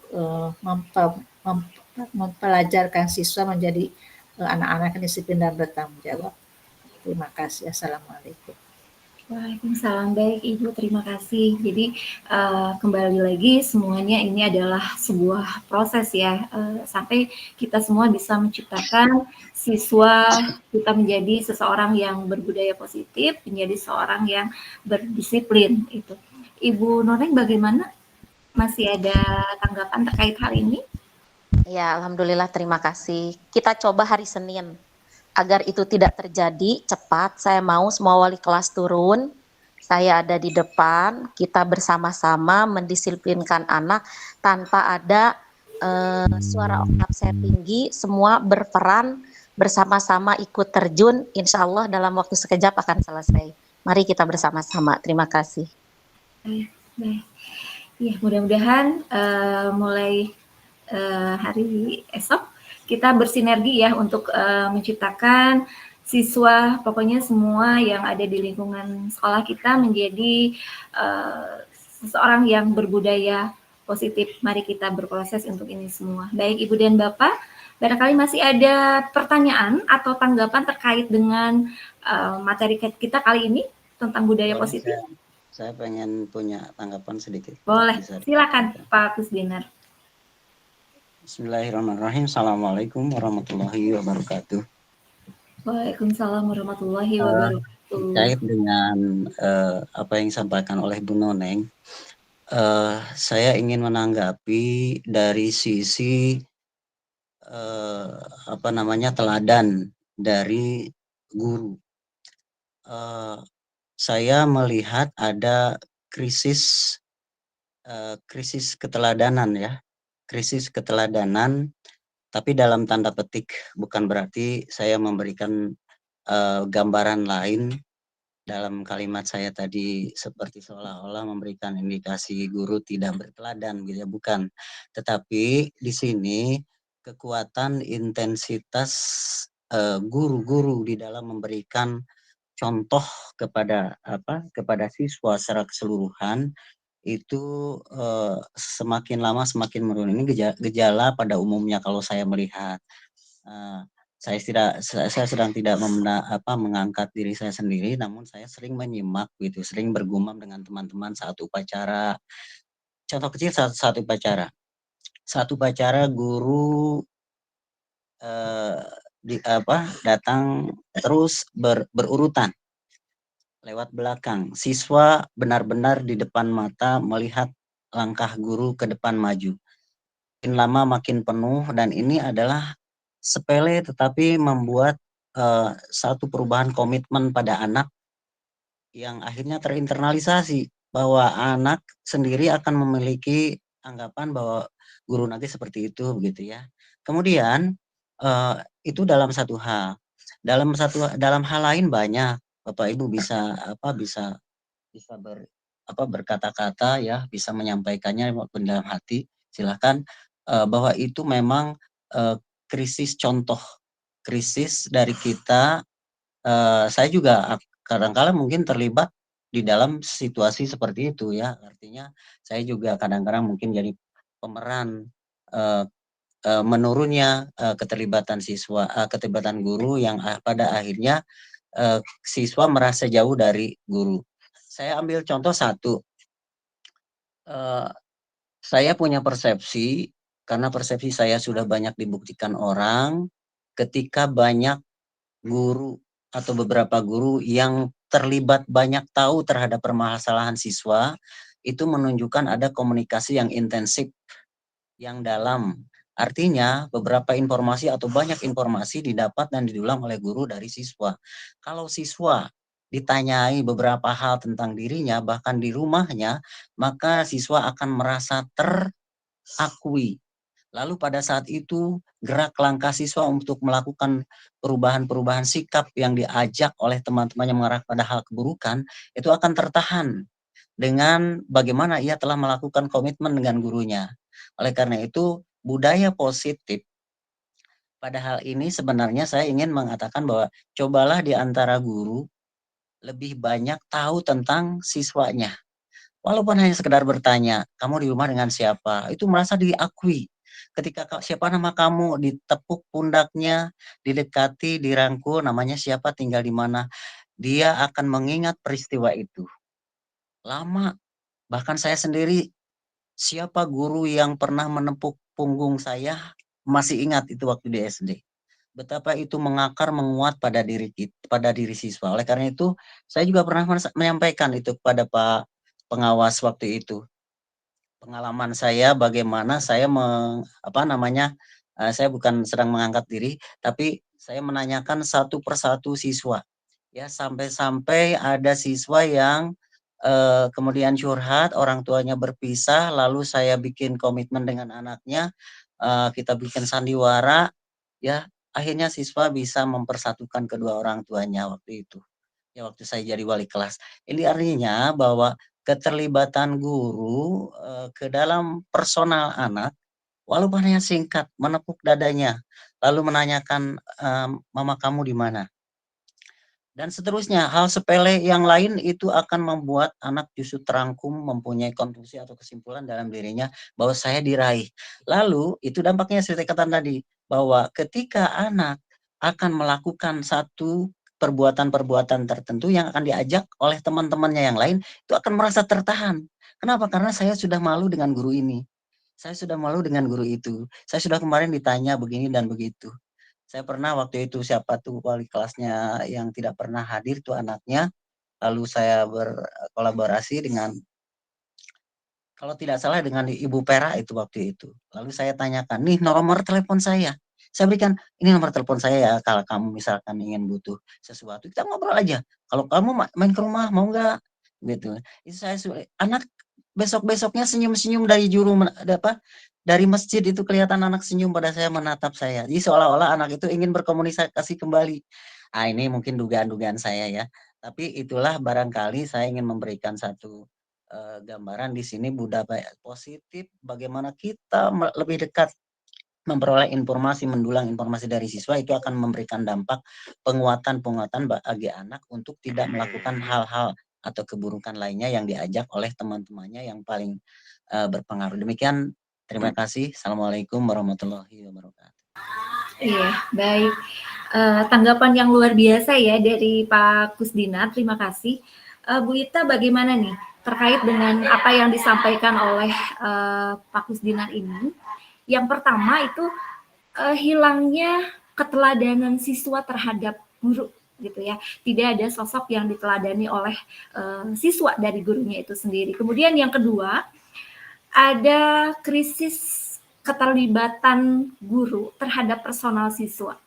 Ya, itu. Kemudian jadi guru siswa merasa kurangnya adanya perhatian gitu ya, meskipun itu hanya yang ditanyakan itu adalah hal-hal kecil, tapi tentu saja itu akan sangat berarti untuk siswa itu sendiri. Itu bagaimana Bu Ita. Kemudian tanggapan yang lain tadi, ketika misalnya siswa memiliki sosok teladan dari guru, kemudian merasa diperhatikan oleh guru, itu semua katanya bisa membentengi seseorang untuk ikut terlibat terhadap hal-hal yang mengarah ke arah negatif. Itu bagaimana Bu Ita? Silakan. Baik, terima kasih Bapak. Bapak, ya betul sekali Bapak, bahwa budaya positif ini, Bapak Ibu, jika berbicara terkait dengan budaya positif ini dapat terwujud dengan adanya kerjasama, kolaborasi dari seluruh pihak. Sama seperti yang disampaikan oleh Ibu Noneng, betul sekali bahwa jika kita ingin mendisiplinkan anak, berarti seluruhnya harus bisa terlibat kepada Ibu. Maka dari itu mungkin dalam kegiatan hari ini, saya izin mungkin mohon maaf men-sharingkan, mengingatkan kembali terkait dengan budaya positif ini dan betapa pentingnya kita berkolaborasi Bapak dan Ibu untuk membentuk budaya positif di sekolah. Dan seperti yang Bapak Ibu lakukan atau yang Bapak Kusdinar lakukan, sebenarnya Bapak Ibu terkait dengan restitusi itu sebenarnya sudah dilakukan oleh kita ya Bapak Ibu, oleh Bapak Kusdinar, kemudian juga oleh mungkin Pak Ruslan, Bu Noneng, Pak Huda, Bu Stefani. Namun karena mungkin kita belum tahu apa itu restitusi, jadi kita tidak menamainya restitusi. Tapi padahal sebenarnya Bapak Ibu, ketika Bapak Ibu menggali alasan mengapa anak tersebut melakukan kesalahan, misalnya kemudian menggali solusi yang dapat anak lakukan untuk memperbaiki kesalahan tersebut, itu adalah restitusi sebenarnya Bapak dan Ibu. Itu sebenarnya kita sudah lakukan Bapak dan Ibu, dan tadi betul sekali yang disampaikan oleh Pak Kusdinar bahwa Bapak Ibu sebenarnya anak-anak itu sama seperti kita memiliki kebutuhan dasar. Salah satunya adalah rasa sayang, kasih sayang dan rasa ingin diterima. Mungkin kadang-kadang saya sendiri mungkin kadang lupa untuk bisa memenuhi kebutuhan dasar tersebut. Saya yakin Bapak dan Ibu ketika anak-anak mendapatkan kebutuhan dasarnya di sekolah, tentu saja anak-anak akan lebih bisa kita bimbing untuk melakukan hal-hal yang lebih baik lagi. Seperti itu. Iya, baik. Barangkali ada tanggapan dari Ibu dan Bapak terkait apa yang disampaikan oleh Pak Kusdinar. Saya persilakan. Boleh? Silakan Bapak Ruslan. Ya, Bu, terima kasih atas kesempatannya. Mungkin apa yang dikatakan oleh Pak Kusdinar, kemudian Ibu Noneng, itu mungkin terutama mungkin dari Ibu Noneng. Pada dasarnya di sekolah itu saya sendiri mungkin pada bulan-bulan kemarin sebelum menjadi guru penggerak itu tidak mengerti bagaimana caranya menghadapi siswa. Jadi ketika menghadapi siswa dengan bahasa yang keras, kemudian dengan mimik wajah yang mungkin supaya anak takut, yang mungkin keinginan saya anak nurut kepada kita, tapi mungkin itu tidak berlaku mungkin ya, ada di satu sekolah mungkin perilaku tersebut berlaku, mungkin kalau misalkan di sekolah yang lain juga tidak berlaku, tergantung mungkin apa yang dihadapinya. Ketika saya waktu dulu zaman di SMA Nurul Karomah, hal tersebut berlaku gitu, karena mungkin anak-anaknya tidak mungkin selembek yang ada di SMP 10 gitu ya. Kalau di SMP 10 ketika anak kita berperilaku keras, apalagi dengan menggunakan sedikit fisik, mereka melapor gitu ya. Kalau misalkan ketika waktu saya zaman dulu di SMP di Nurul Karomah tidak hal seperti itu. Nah, itu semua tentunya generasi sekarang mungkin akan berbeda dengan generasi kita sebelumnya.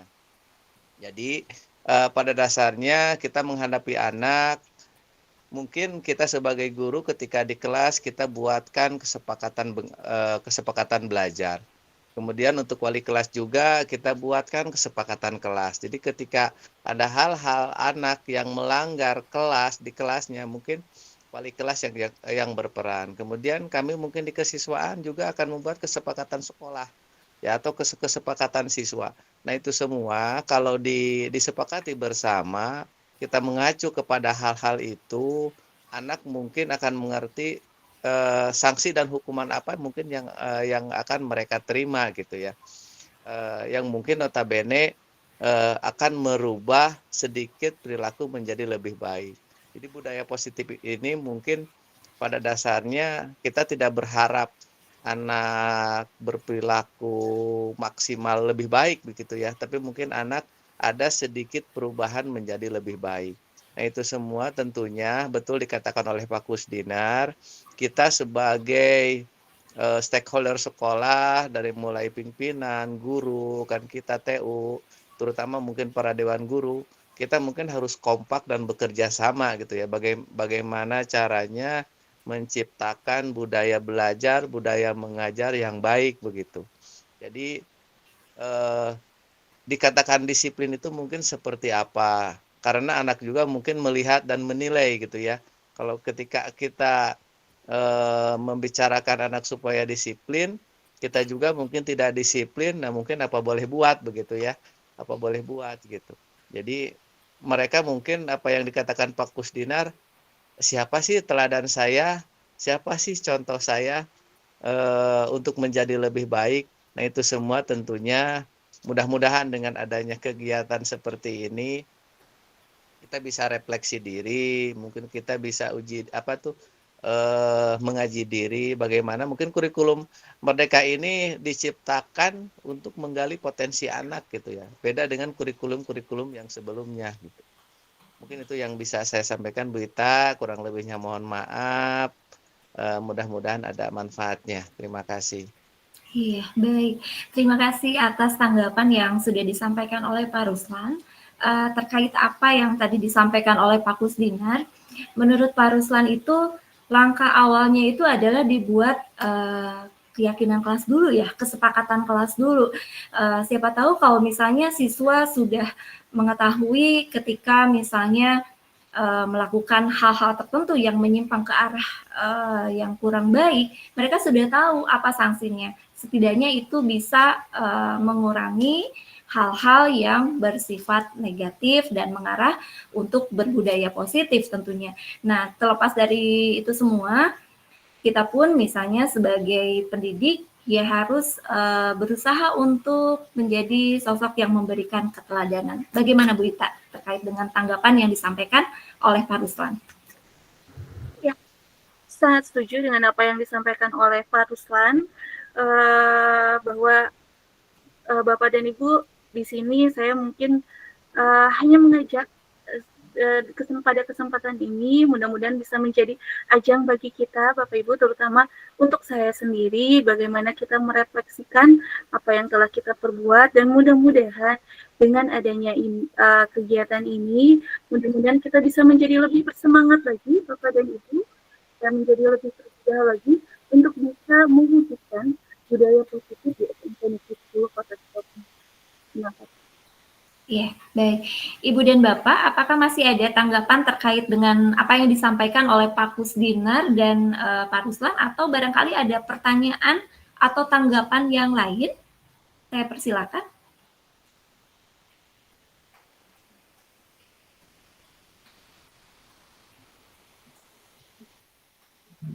Ibu Anggi, silakan Ibu Anggi. Ya, apakah terdengar jelas suara saya, Ibu? Iya, sudah Bu Anggi, terdengar jelas. Terima kasih. Bismillahirrahmanirrahim. Assalamualaikum warahmatullahi wabarakatuh. Waalaikumsalam warahmatullahi wabarakatuh. Waalaikumsalam warahmatullahi wabarakatuh. Terima kasih kesempatannya, Bu Ita. Saya mengapresiasi sekali apa yang kita lakukan bersama malam ini. Ini adalah satu refleksi, ini adalah satu kemajuan yang sangat besar gitu ya. Di mana saya sebelumnya memang belum paham gitu ya, apa itu budaya positif dan sebagainya. Insya Allah mudah-mudahan saya juga bisa mengikuti jejak Bu Ita gitu ya. Yang ingin saya tanyakan, dari tadi saya mendengar kurikulum Merdeka itu seolah-olah bahwa diferensiasi itu adalah milik siswa gitu. Seolah-olah seperti itu. Seolah-olah bahwa diferensiasi itu ya bagaimana cara guru memenuhi istilahnya perbedaan-perbedaan karakter siswa itu dipenuhi oleh guru gitu. Tetapi kita lupa bahwa guru juga gitu mempunyai karakter yang berbeda-beda gitu. Bahwa guru juga mempunyai istilahnya cara mengajar yang berbeda-beda, yang berdiferensiasi gitu. Nah, yang ingin saya tanyakan, sejauh mana kurikulum Merdeka ini mengakomodir diferensiasi itu sendiri terhadap gurunya sendiri gitu. Itu yang akan saya tanyakan. Cukup sekian, mohon berkenan dijawab. Assalamualaikum warahmatullahi wabarakatuh. Waalaikumsalam warahmatullahi wabarakatuh. Terima kasih Bu Anggi yang pada kesempatan ini sudah menyampaikan pertanyaan. Nah, ini Bu Ita bagaimana nih katanya dalam kurikulum Merdeka itu terkesan seolah-olah bahwa diferensiasi itu milik siswa. Ya, padahal di satu sisi ya memang pada kenyataannya ya guru juga sama begitu ya Bu Anggi ya, sama-sama ya memiliki karakter yang berbeda. Nah, sejauh ini dari kurikulum Merdeka ini sejauh mana mengakomodasi antara diferensiasi siswa dan guru tentunya. Silakan Bu Ita. Oke, baik. Terima kasih banyak Bu Anggi. Wah, ini pertanyaan yang luar biasa, Ibu. Nanti akan Ibu pelajari sebenarnya di modul 2, paket modul 2, Ibu. Alhamdulillah, Ibu nanti kan lolos guru penggerak ya, Bu ya. Nah, Bapak Ibu, terkait dengan pembelajaran diferensiasi itu di kurikulum Merdeka, memang Bapak Ibu, kurikulum Merdeka itu menitik beratkan bagaimana kita sebagai guru itu bisa memenuhi kebutuhan siswa, yaitu dengan melakukan pembelajaran berdiferensiasi, pembelajaran yang sesuai dengan kebutuhan siswa, sehingga seluruh siswa itu dapat terakomodir atau terpenuhi kebutuhannya. Misalnya ketika siswa cenderung lebih senang ketika misalnya berbicara, maka kita akomodir. Bentuk diferensiasinya itu berbagai macam. Ada mulai diferensiasi produk, bagaimana kita misalnya meminta siswa untuk membuat produk sesuai dengan sesuai dengan gaya belajarnya atau sesuai dengan minatnya. Ada juga diferensiasi konten, misalnya kita menyajikan materi dengan berbagai macam media. Dan ada juga misalnya diferensiasi proses, yang mana misalnya ada beberapa pilihan yang dapat siswa ambil untuk bisa mempelajari suatu materi. Nah, tadi sangat menarik yang Ibu sampaikan, itu terkait dengan diferensiasi guru. Betul sekali Bapak dan Ibu, bahwa guru juga memiliki gaya yang berbeda-beda, juga kebutuhannya yang berbeda-beda pula. Maka dari itu muncullah biasanya di dalam strategi pembelajaran ada yang namanya taktik. Biasanya kan kalau metode itu hampir sama semuanya, teknik pembelajaran sama semuanya, tapi taktik belajar guru itu berbeda-beda. Lalu sejauh mana kurikulum Merdeka mengakomodir diferensiasi guru yang berbeda-beda? Bapak Ibu, di kurikulum Merdeka, sebenarnya kurikulum Merdeka ini mengakomodir kebutuhan guru terkait dengan pembelajaran atau dalam penyusunan bahan ajar. Seperti yang kita tahu Bapak Ibu, untuk di kurikulum Merdeka ini terkait dengan penyusunan bahan ajar misalnya, sekarang itu kan tidak ada bentuk yang baku, modul ajar yang baku. Bapak Ibu bisa bervariasi membuat sebuah modul ajar sesuai dengan gaya Bapak dan Ibu, dan tentu saja sesuai dengan kebutuhan siswa Bapak dan Ibu. Nah, selain itu, apalagi diferensiasi guru itu yang diakomodir oleh kurikulum Merdeka. Ada diferensiasi terkait juga dengan proses pembelajaran guru Bapak Ibu, yang mana pemerintah melalui Kemdikbudristek itu menyediakan yang namanya platform Merdeka Mengajar. Di platform Merdeka Mengajar ini, Bapak dan Ibu bisa melakukan pembelajaran dengan cara yang berdiferensiasi sesuai dengan kebutuhan Bapak dan Ibu. Jika Bapak Ibu senang untuk belajar dari melihat konten-konten video, maka Bapak Ibu bisa melihat di bukti karya. Bapak Ibu bisa belajar di bukti karya, di sana banyak video-video yang banyak mengandung materi-materi yang sangat menarik terkait kurikulum Merdeka. Atau misalnya Bapak Ibu misalnya senang dengan pembelajaran misalnya tipe yang auditori atau misalnya tipe visual. Bapak Ibu bisa lihat di konten-konten yang ada di platform Merdeka Mengajar itu disediakan berbagai macam bentuk. Ada disediakan berupa artikel, ada berupa video Bapak dan Ibu ya. Dan juga sebenarnya ada lagi hal-hal yang lainnya. Nah, untuk kurikulum Merdeka ini Bapak dan Ibu perlu disadari bahwa tadi kita sudah mempelajari tentang 5 kebutuhan dasar manusia, yang mana tadi kita juga sudah belajar tentang teori kontrol, bahwa setiap manusia itu memiliki kebutuhan, memiliki ciri khas masing-masing. Maka dari itu, Bapak Ibu, semoga dengan penerapan kurikulum Merdeka ini tidak hanya membawa kebahagiaan kepada siswa, tetapi membawa kebahagiaan kepada gurunya juga, Bapak dan Ibu. Mari kita nikmati kurikulum Merdeka ini dengan cara kita sendiri. Dengan cara apa? Dengan cara misalnya kita melakukan yang terbaik untuk siswa dan juga untuk diri kita sendiri. Mungkin itu yang dapat disampaikan. Oke, baik. Terima kasih Bu Ita. Jadi apa yang disampaikan Bu Ita terkait dengan pertanyaan dari Ibu Anggi, katanya bagaimana sejauh mana kurikulum Merdeka itu bisa mengakomodir tentang diferensiasi guru selain dari diferensiasi siswa. Tadi ada dua salah satunya yaitu tentang adanya modul ajar yang itu bisa disesuaikan dengan bagaimana gaya guru ketika mengajarnya, yang tentunya disesuaikan dengan kebutuhan siswa. Kemudian adanya platform Merdeka Belajar ya, di mana kita bisa menyesuaikan apa yang kita butuhkan. Ya, apakah itu misalnya kita termasuk yang auditory, kemudian kita misalnya senangnya untuk belajar melalui video dan lain sebagainya. Bagaimana Bu Anggi terkait dengan penjelasan Ibu Ita? Apakah masih ada yang ingin ditanyakan atau tanggapan yang lain? Dipersilakan. Ya, terima kasih Ibu Ita atas jawabannya, sangat luar biasa sekali. Saya mendapatkan banyak sekali ilmu dari Ibu malam ini. Terima kasih sudah menginspirasi saya. Tapi yang paling mengganjal di hati saya itu, seperti tadi kan Bu Ita menjelaskan bahwa posisi kita terhadap siswa itu kadang bisa sebagai teman, kadang bisa sebagai manajer, kadang bisa sebagai penghukum dan sebagainya gitu ya.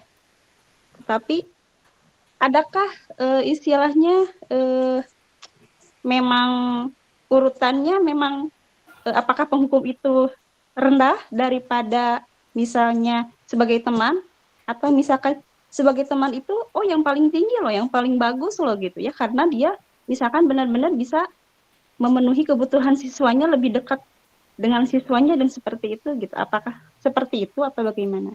Terima kasih. Oke. Wah, muncul lagi ini pertanyaan yang luar biasa ya dari Bu Anggi.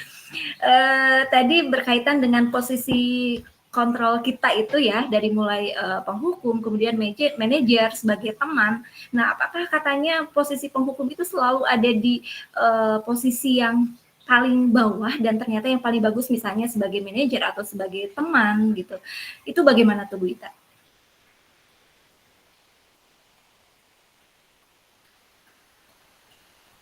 Baik, terima kasih banyak Ibu. Nah, Ibu, betul. Nanti sebenarnya Bapak dan Ibu, kira-kira posisi apa yang diharapkan yang kita sebagai guru itu ada di posisi tersebut? Yang paling diharapkan Bapak dan Ibu, kita berada di posisi manajer. Tidak ada urutan sebenarnya yang paling rendah itu apa dan yang paling tinggi itu apa, tetapi yang paling diharapkan di diri kita sebagai guru itu adalah sebagai manajer. Mengapa Bapak Ibu? Karena ada beberapa konsekuensi atau ada beberapa ada beberapa efek atau akibat jika kita berada di posisi yang lain. Contohnya, kita berada di posisi penghukum Bapak dan Ibu. Jika kita berada di posisi penghukum, maka itu efek yang akan ditimbulkan adalah mungkin saja anak-anak pada saat itu disiplin atau melakukan hal yang disampaikan. Tetapi itu tidak berasal dari dirinya Bapak dan Ibu. Mereka juga tidak tahu apa kesalahannya dan tidak tahu bagaimana cara untuk memperbaikinya. Sehingga jika kita berada di posisi penghukum, maka tidak ada proses pembelajaran yang terjadi. Dan biasanya sifatnya itu akan menjadi lebih sementara Bapak Ibu efek yang ditimbulkannya. Jadi tidak terinternalisasi di dalam dirinya. Kemudian, jika sebagai pembuat rasa bersalah, maka jika kita berada di posisi tersebut akan memicu atau akan berdampak pada kondisi psikis anak Bapak dan Ibu. Mungkin anak-anak akan menjadi rendah diri, akan menjadi tidak percaya diri, rendah diri, karena di situ terlibat misalnya saya kecewa dengan Anda. Kamu membuat ibu kecewa misalnya. Anak kan menjadi merasa bersalah.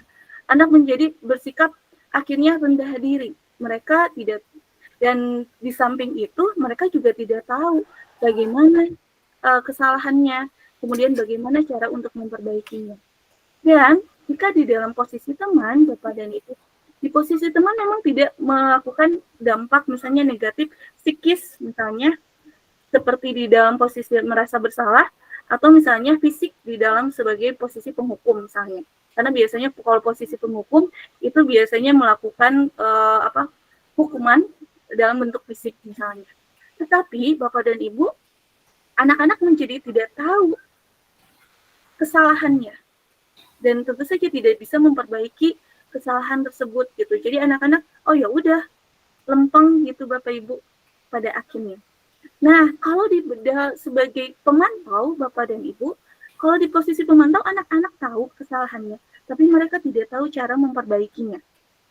Seperti itu. Karena biasanya kan kadang-kadang kesalahannya itu konsekuensinya tidak berbanding lurus dengan kesalahan yang mereka perbuat, dan kadang-kadang konsekuensinya itu tidak berasal dari dirinya, tapi konsekuensinya itu sudah ditetapkan sebelumnya.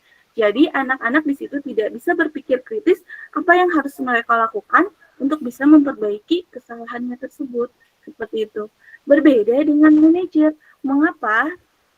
Yang diharapkan yang ada pada diri kita itu adalah posisi sebagai manajer, karena ketika kita berposisi sebagai manajer, kita validasi dulu tindakan kesalahannya, kemudian nanti anak-anak juga akan tahu kesalahannya itu apa, dan mereka juga bisa belajar untuk bagaimana memperbaikinya, kesalahan tersebut, dan yang penting adalah mereka bisa kembali ke lingkungannya. Jadi anak-anak itu tidak merasa terkecilkan, anak-anak itu tidak merasa yang paling misalnya yang paling bersalah misalnya hingga akhirnya rendah diri, tetapi anak-anak bisa kembali ke lingkungannya. Seperti itu. Baik, mungkin seperti itu, Ibu. Nanti Bapak Ibu terkait dengan diferensiasi, mungkin nanti kita bisa melakukan materi elaborasi di komunitas belajar kita di bulan depan. Mungkin Ibu Bapak izin bisa lebih memperdalam terkait dengan pembelajaran diferensiasi, karena untuk pembelajaran diferensiasi itu sangat menarik Bapak dan Ibu untuk kita bahas. Gitu. Iya, baik. Terima kasih Bu Ita. Bu Anggi, bagaimana terkait dengan penjelasan dari Bu Ita? Ya, sudah cukup Bu Ita, terima kasih atas penjelasan. Iya, baik.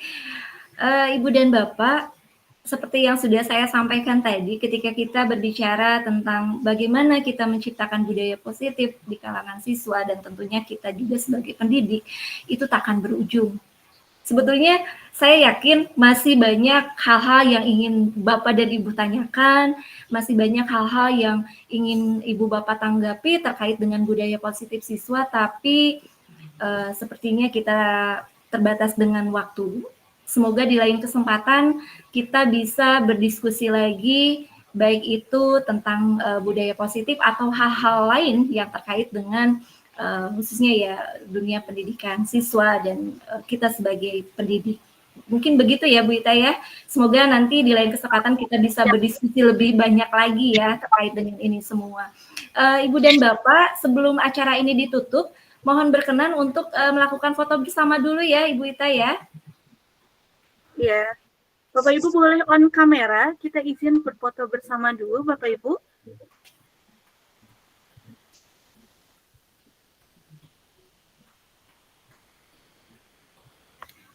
Bu Tami, mana Bu Taminya? Mohon izin Ibu dan Bapak untuk on cam dulu untuk dilakukan foto bersama sebelum kegiatan ini diakhiri. Maaf, gak bisa. Iya, tidak apa-apa Ibu. Ibu, izin tangannya aja ya Ibu. Iya, baik. Sehat-sehat Bu. Makasih. Baik, terima kasih banyak Bapak Ibu, hatur nuhun pisan parantos nyayogikeun waktosna, hatur nuhun. Sudah Bu Ita, untuk fotonya sudah selesai? Iya, baik Ibu dan Bapak, sesi foto bersama yang baru saja kita lakukan itu menutup perjumpaan kita pada malam hari ini. Alhamdulillah rangkaian acara sudah kita laksanakan bersama. Luar biasa sekali diskusi kita kali ini, yaitu tentang budaya positif. Yang tadi sudah di materinya sudah disampaikan oleh Ibu Ita, luar biasa sekali. Terima kasih Ibu Ita sudah menyempatkan hadir untuk berdiskusi bersama kami. Ibu Nunung Nurdiana selaku Kepala Sekolah, terima kasih, dan Ketua Komunitas Belajar SMP 10 Kota Sukabumi, saya ucapkan terima kasih, dan kepada Ibu dan Bapak yang sudah meluangkan waktunya untuk mengikuti kegiatan webinar ini, saya mengucapkan terima kasih yang setinggi-tingginya karena pada malam ini kita bisa berdiskusi bersama pada kesempatan ini. Semoga di lain waktu kita bisa bertemu lagi dengan diskusi yang tentunya lebih menarik lagi. Insya Allah tentunya dalam keadaan sehat walafiat. Saya mohon maaf apabila ada hal-hal yang tidak berkenan di hati Ibu dan Bapak semua. Sekali lagi saya mengucapkan terima kasih. Wabillahi taufiq wal hidayah. Wassalamualaikum warahmatullahi wabarakatuh. Waalaikumsalam. warahmatullahi wabarakatuh. Terima kasih Tita. Terima kasih. Assalamualaikum. Assalamualaikum.